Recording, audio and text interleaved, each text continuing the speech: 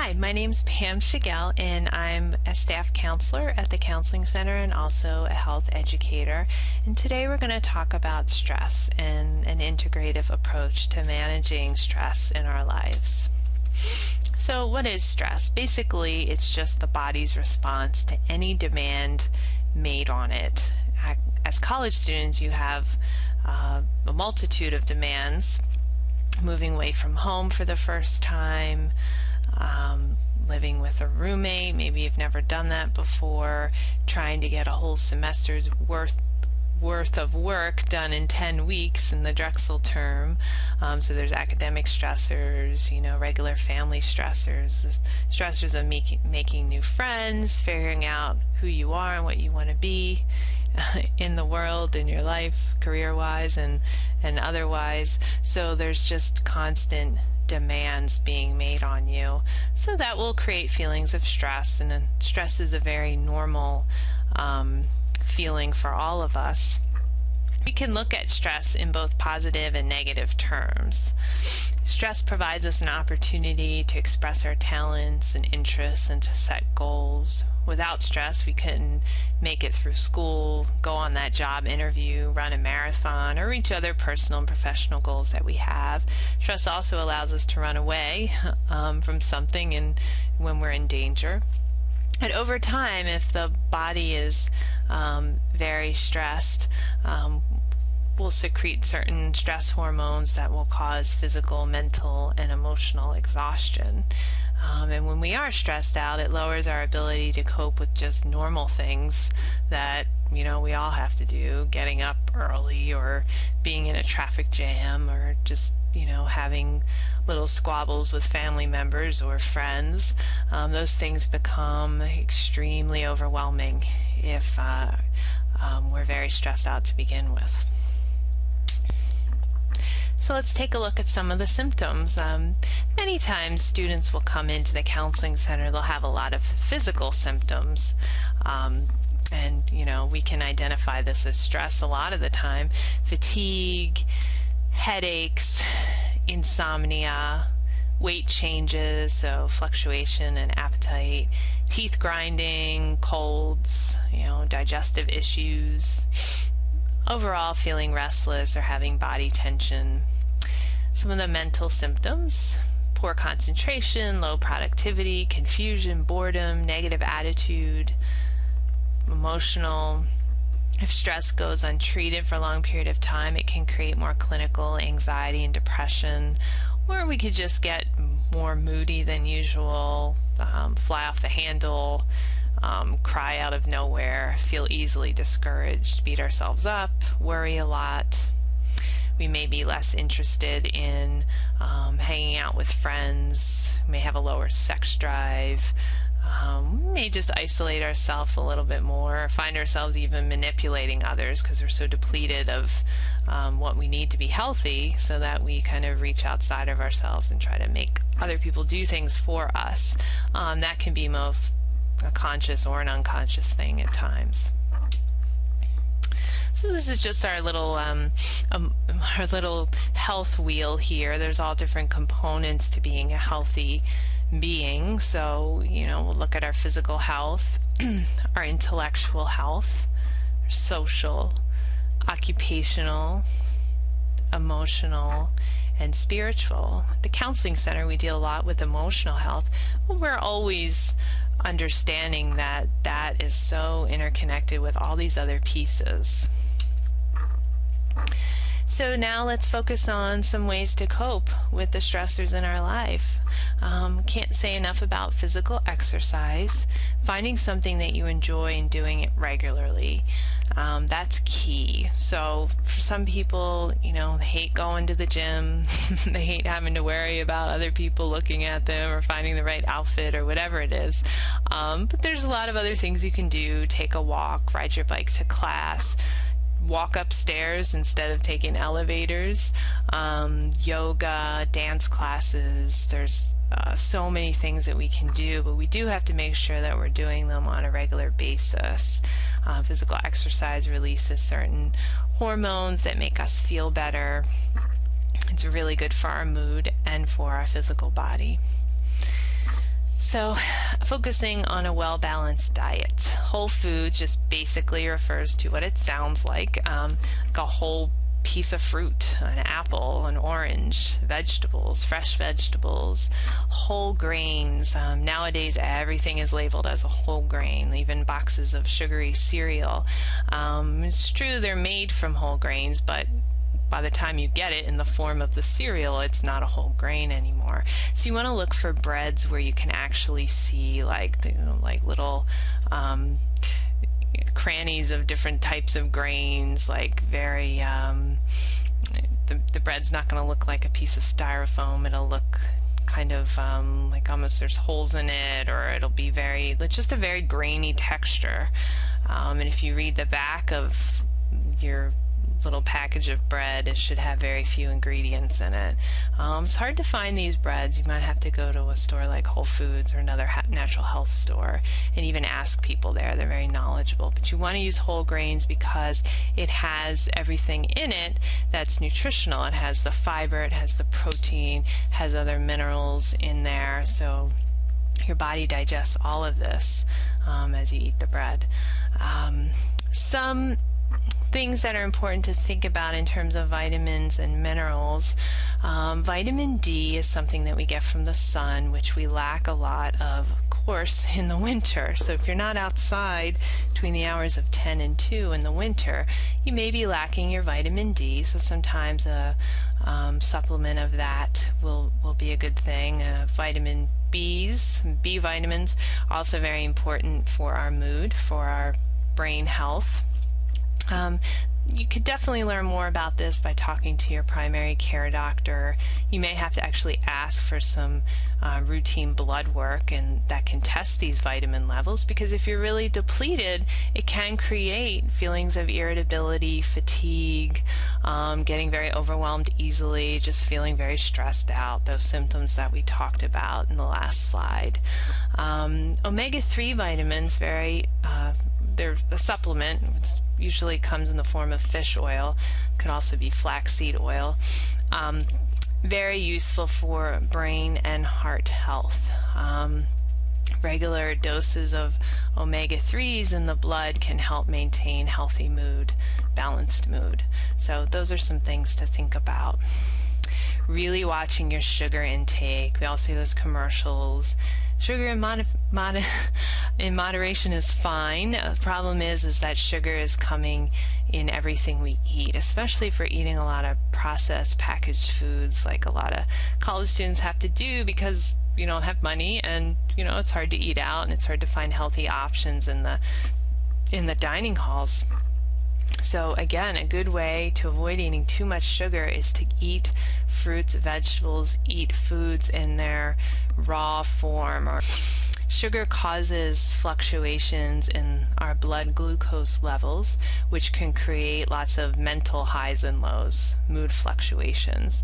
We've all reached for that candy bar to give us energy, but what happens, we all realize, is that we then kind of flop, and we kind of just have that sugar low that follows the sugar high, and then we have to reach for more sugar to get our mood back up, to get our energy level back up. So to avoid that vicious cycle, eating foods that are low in sugar or have more natural sugars, maple syrup, agave, brown rice syrup, those are things that release sugar more slowly into the blood, which causes less of those mood fluctuations, less of that irritability.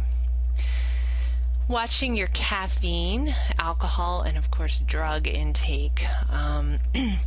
I've had many students tell me that they hit Starbucks, 3 or 4 times a day, getting 16 ounces of coffee. Well, there's only so much your body can handle. One little cup of coffee in the morning helps us be alert and focused.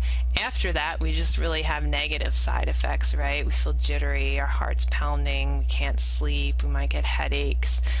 People respond differently to caffeine, but definitely be aware of how you respond to it and limit it as needed. Alcohol is, of course, a depressant. If you're drinking too much alcohol, you may find yourself being very sluggish mentally and physically. But it's also very agitating to the nervous system as the body digests it. So it can kind of create a mixed bag of some anxiety and depression symptoms. And of course, drugs of any kind should be limited unless under the care of a doctor who knows about you in general and what you need. So if you're doing all of these things in various combinations, you may be wreaking havoc on your body, which then of course affects your mood. Getting regular sleep, extremely important. If you have those a few nights a year where you pull all-nighters to study for an exam, that's okay if you're getting normally 7 to 8 hours of sleep. But if you're depleting yourself of sleep, it becomes this vicious cycle where then you have to reach for caffeine to stay awake, and then that makes you irritable, and then you take naps during the day so you can't sleep at night. So just being aware of how all of this stuff together cycles. But certainly, you want to go through your complete sleep cycle. The body does a lot of repairing and restoration as we sleep. We need sleep as much as we need food and water and to move our bodies. Sleep is of a high priority. Relaxation exercises can be very helpful in decreasing our stress level. Meditation, breathing exercises. We'll go over one at the end of this PowerPoint. And some people just, sitting in a quiet room with no TV, no conversation, being out in nature, doing things that quiet the thoughts in our mind that can make us crazy with stress and constantly bring us outside of ourselves. Giving in to all of those demands. So we really want to try to calm ourselves as much as possible. I've had some students tell me that they like to take a shower or a bubble bath, and that helps them relax, and that's cool too. So learning what works for you. Again, spending time outdoors if that's something that you like, being out in nature. Choosing your friends wisely, being around those people who uplift you or support you. Playing with a pet if you have one, or volunteering at an animal shelter. They always need volunteers, but having that close contact with an animal or another human being or being out in nature, those things can make us feel really connected. Massage, quite a luxury for a university student, but they do have free massages before exam time at Crease, probably elsewhere in campus too, but trying to get that when you can, maybe treating yourself. Again, yoga, tai chi, taking a walk in the woods, practicing good time management, healthy relationships, and learning to set limits so that you can protect your personal time. If that means you gotta say, you know what, can't hang out with you tonight, I really have to go to sleep, I've got to get up at 6 a.m. so I can get to my exam on time, or whatever it is. But really knowing, getting used to listening to what your body needs, and setting limits accordingly.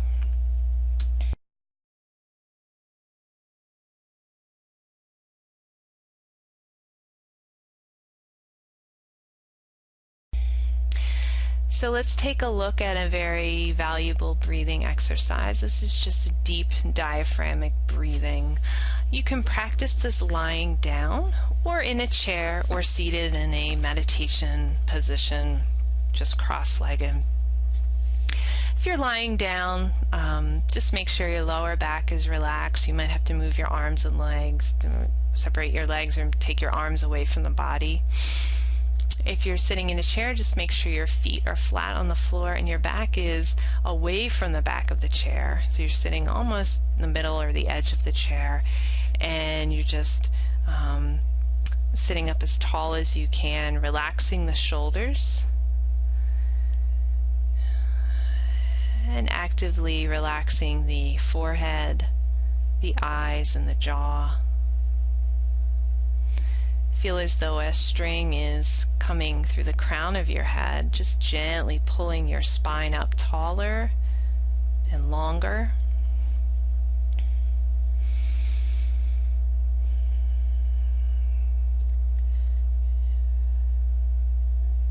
going to start to bring the air through the nostrils, inhaling through the nose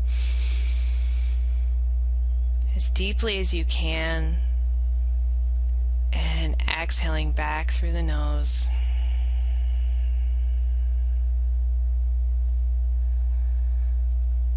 On your inhales, focusing in on the abdominal area, visualizing it balloon out like a big balloon. Inhaling, belly comes out. Exhaling, belly deflates. Navel comes all the way in, almost like it's going to touch the backbone.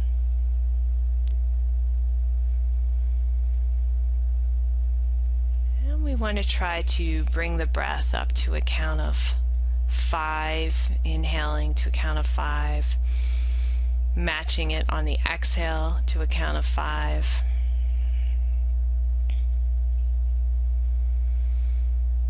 You may find yourself being able to increase to a count of 6 or 8. That's fine.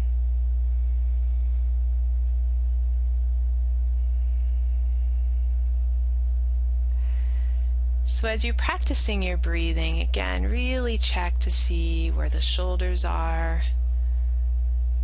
Relax them down. Again, checking the muscles in the face, relaxing any areas of tension there.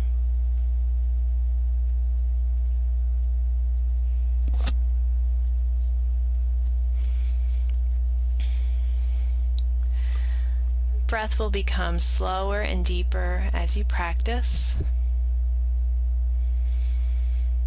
And the reason why we teach breathing a lot of times to folks who come visit us at the Counseling Center is that as we slow our breath down, we slow our thoughts down, we slow our cognitive processes down. So if we're caught in a whirlwind of stress, a lot of times we have lots of worries, anxieties, lots of thoughts. This breathing can really directly help to calm the mind, make us feel more in the moment.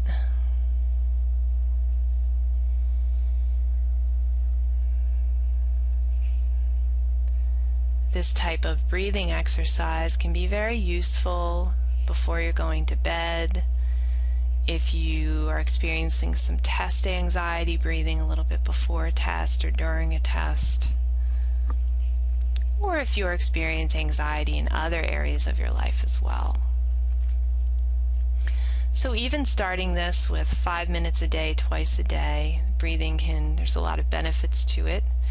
And you can notice the subtle benefits after the breathing exercise takes place.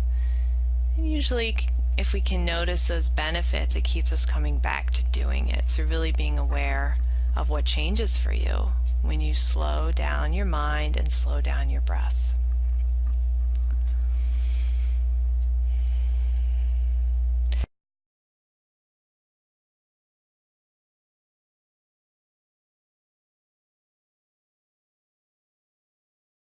So let's take a look at what we learned today. We talked about stress in general as any demand being placed on the body, mind. And we looked at some coping strategies for stress. We talked about the ways in which stress creates certain physical, mental, emotional, even social symptoms, and how we can look at managing our stress by taking an integrative approach. So I encourage you to check out more information on managing stress. There's also a series of mindfulness meditation activities on the website that can be very useful. So thank you very much for joining me today.